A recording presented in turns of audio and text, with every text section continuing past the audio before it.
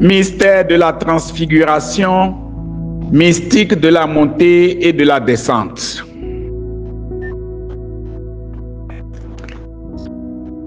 En ce deuxième dimanche du temps de l'Avent, la parole de Dieu nous fait vivre le miracle de la transfiguration comme signe de révélation et d'espérance.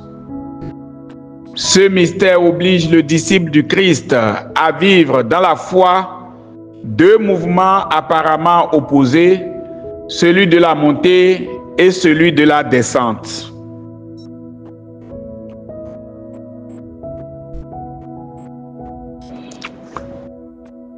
Le premier mouvement est voulu par le doute, au cœur même de notre foi. Il nous alourdit et nous fait remettre en question notre choix du Christ. Notre engouement de départ n'a plus rien de frénétique et tout semble s'écrouler autour de nous. Il en va de nous comme des disciples à qui Jésus vient d'annoncer sa passion, mort et résurrection. Celui pour qui ils ont tout abandonné, celui en qui ils ont reconnu le Messie attendu par tout Israël, celui qui a pour mission de délivrer le peuple et d'établir définitivement le règne de Dieu, le voilà qui parle de passion, mort et résurrection. Emmenant Pierre, Jean et Jacques sur une haute montagne, Jésus indique que le mouvement de la montée est nécessaire pour tout disciple éprouvé dans la foi. L'on ne saurait rester à l'abîme de nos épreuves et à la platitude de nos réussites humaines et garder vive l'espérance en Dieu.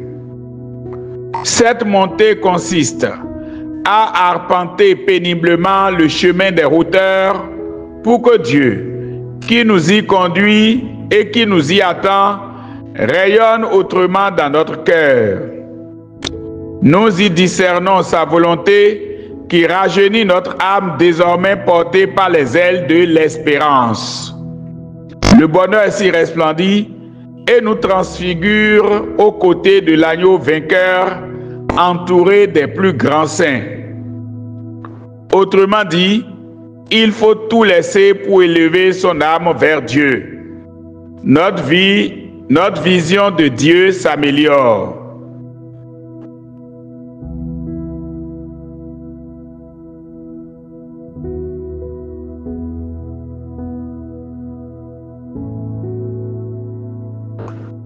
Le second mouvement est celui de la descente. Évidemment, la joie de cette rencontre incite à y demeurer éternellement, nous faisant oublier notre mission ici-bas. Maître, il est bon que nous soyons ici. Dressons ici 3 tentes.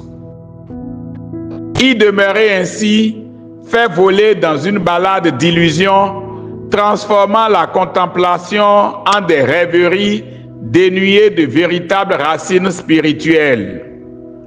En vrai, descendre ne veut pas dire tourner dos à cette réalité transcendantale, encore moins la rejeter dans l'oubli. Au contraire, marqué désormais par cette révélation, notre espérance en Dieu s'en nourrit et s'en réconforte. Le vécu du quotidien se transfigure et nos rencontres emportent la splendeur. La descente fait de l'expérience spirituelle un événement empreint de réalisme et non une vision éthérée conduisant malencontreusement son sujet dans une évasion idéale et spéculative. La descente de la montagne porte encore mieux le sceau de la vérité de l'incarnation qui mène sa mission à son achèvement dans la mort au calvaire. Cette descente fait du sacrifice un acte d'amour et redonne de la splendeur à la vie d'ici-bas en attente de celle du ciel. Ainsi, l'homme s'accomplit totalement en se nourrissant du mystère qui le pousse vers le haut et le redescend vers ses frères en humanité.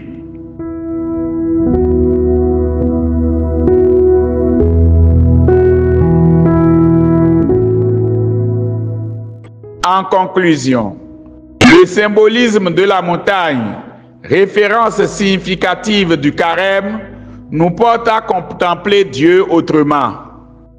Là, le mystère de la transfiguration nous présente la gloire du Fils, l'amour du Père et nous intègre à cette gloire et à cet amour. Il appelle à l'élévation comme portée par l'espérance, à la descente comme portée par l'amour des autres et à la confidentialité comme entrée dans l'intimité divine. Toutes ces vertus ont rayonné dans la vie de Saint Joseph, l'homme transfiguré par sa proximité permanente avec le Christ. Nous sommes invités à faire de lui un modèle d'espérance, d'amour du prochain et d'intimité divine pour notre vie qui ne demande qu'à être transfigurée dans le Christ. Le Seigneur soit avec vous.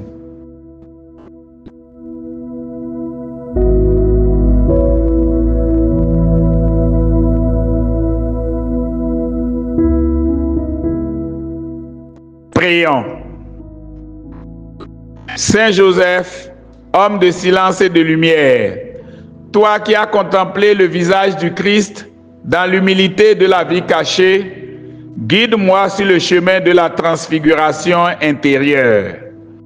Toi qui as cru sans voir, apprends-moi à accueillir la présence divine dans mon quotidien, à voir au-delà des apparences pour discerner la gloire de Dieu dans les épreuves et les joies de ma vie. Comme tu as protégé Jésus et Marie, prends-moi sous ton manteau et fortifie ma foi. Aide-moi à gravir la montagne du détachement, à m'ouvrir à la lumière du Christ, à me laisser transformer par son amour. Saint Joseph, Père juste et fidèle, intercède pour moi auprès de ton Fils, afin que je devienne un témoin de sa lumière et que ma vie soit un reflet de la gloire de Dieu. Amen.